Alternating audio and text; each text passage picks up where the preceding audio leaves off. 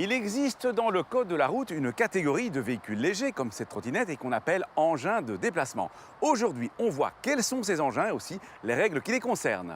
Un engin de déplacement peut soit être motorisé, soit non motorisé. Par engin de déplacement non motorisé, on entend un véhicule qui n'est pas un cycle et qui est uniquement propulsé par la force musculaire.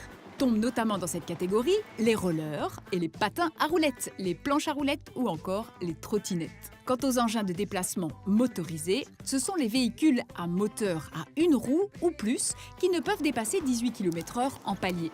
Tombent notamment dans cette définition les trottinettes à moteur, les chaises roulantes électriques pour personnes handicapées, les planches à roulettes et les monocycles électriques. Il ne faut pas de permis de conduire pour piloter un engin de déplacement motorisé, mais il faut par contre bien être couvert par une assurance. Ces engins de déplacement motorisés, qui démarrent donc de manière autonome, ils ont tous l'obligation d'avoir une couverture de responsabilité civile, comme si c'était une voiture ou une mobilette.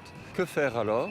Il y a lieu de contacter son courtier ou son assureur habituel afin de trouver la couverture nécessaire. Ça peut être sur une familiale étendue avec un volet pour ces engins de déplacement, voire une assurance de type automobile spécifiquement pour votre engin. Motorisés ou non motorisés, ces engins de déplacement ont des règles d'utilisation communes. Si la vitesse ne dépasse pas l'allure du pas, l'utilisateur est assimilé à un piéton et n'est pas considéré comme étant un conducteur. Cela voudra dire notamment qu'il devra circuler sur le trottoir en faisant attention aux piétons, qu'il aura accès aux zones piétonnes, qu'il traversera sur les passages pour piétons ou encore qu'il ne devra pas s'équiper de feu la nuit. Si sa vitesse est supérieure à l'allure du pas, l'utilisateur est un conducteur assimilé à un cycliste. Par conséquent, il devra utiliser la chaussée ou la piste cyclable s'il y en a une. Il pourra se déplacer devant les voitures sur un sas cycliste et pourra remonter les sens uniques limités. Il devra utiliser un éclairage pendant la nuit ou encore il ne pourra pas téléphoner en tenant son GSM à la main. C'est donc la vitesse de déplacement de l'engin de déplacement qui détermine si l'utilisateur doit se comporter comme un piéton ou comme un cycliste. Attention cependant, la plupart des engins de déplacement nécessitent un peu d'entraînement sur terrain privé avant de prendre le risque de se lancer sur la voie publique. Donc au niveau des compétences, on conseille de travailler la stabilité, que ce soit le freinage aussi en cas d'urgence, tout ce qui est virage, accélération. Donc ça, c'est vraiment des points importants à travailler avant d'aller sur la voie publique.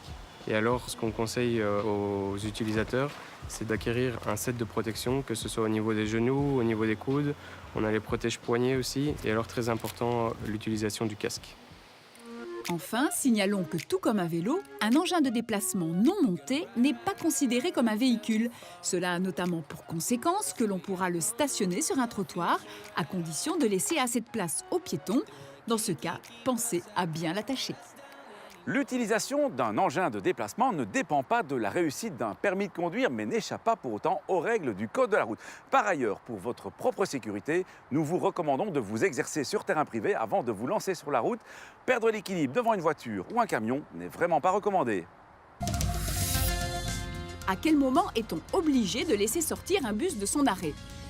Si vous circulez dans une agglomération, que vous approchez d'un arrêt de bus et qu'un bus qui est immobilisé a mis ses clignotants pour indiquer son intention de quitter l'arrêt, vous devez lui céder le passage. Cette obligation de céder le passage n'est par contre pas valable en dehors des agglomérations. À la semaine prochaine et d'ici là, bonne route!